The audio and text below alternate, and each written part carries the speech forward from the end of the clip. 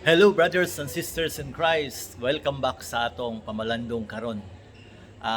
Gikan ko karon nagdula og badminton and ang among dula grabe ka intense kaayo kay 3 sets mi, no? Maybe nag-decision mi. First set laog mi.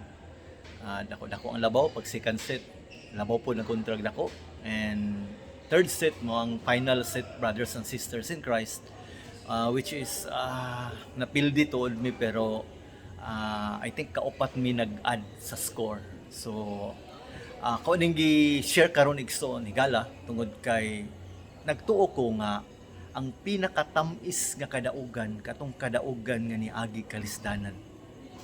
Pananglitan sa inyong liga sa basketball sa inyong barangay, no, dunay maka-hire lugar mo og usa ka import nga importante lang example, no, si LeBron James ang inyong import tingali 100, no, percent di kay tingali pero sure ko mudaog gyud siguro mo, no, mudaog mo sa maong dula. Apan siguro permero enjoy tan-awon, lingaw siguro kasi ang mga 3-point shots, slam dunks or uban nga mga assist lugar, rebounds ug uban pa. Pero kung moabot og game 7 ang championship lugar, butang tas championship ni siya, medyo boring na, labi na kung layo kayo ang score. Maigsoon kung magtan-aw tag usa ka dula, labi na kung ang nagdula imuhang team, ganahan kay ka nga balik-balikon nimo tan-aw kung mudaog ang imuhang team.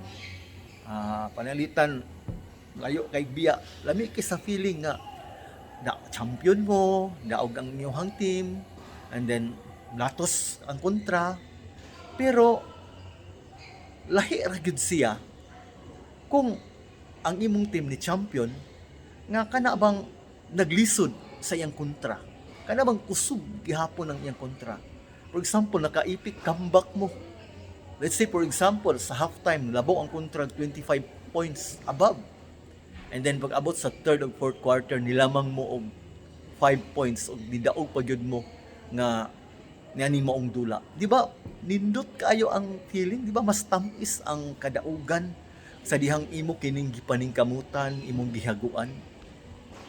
So, ingon ana siya ka tamis ang kadaugan igsoon Higala kung kini niagi kalisdanan kana nag-effort ka ba kana migawas ang imong abilidad ba para mudaog ka sa maong dula. Sa atong panahon karon nining COVID-19, wala man ko nag-ingon nga kinahanglan ta maglisod para magmadaogon ta aning COVID nga makaingon ta nga tamis kayo ang atong kadaugan.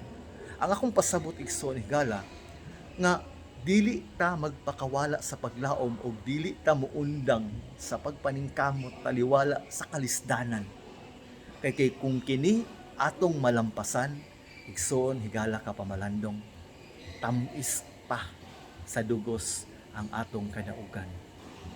Ikaw igsoon Higala, kung sa imong kinabuhi karon, sa imong kahimtang karon, imong sitwasyon karon, no, gikapoy na baka, naluyahan na baka, I want you to stand up, pagmalig-on, sukol, barog, maningkamot, tungod kay ang Dios uban kanimo.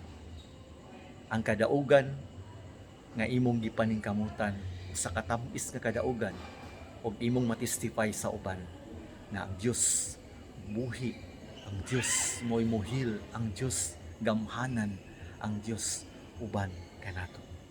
Dinhi lang ko kutob. Salamat pagsunod sa akong video. Hantod sa sulod natong pagpamalandong. God bless you brothers and sisters in Christ.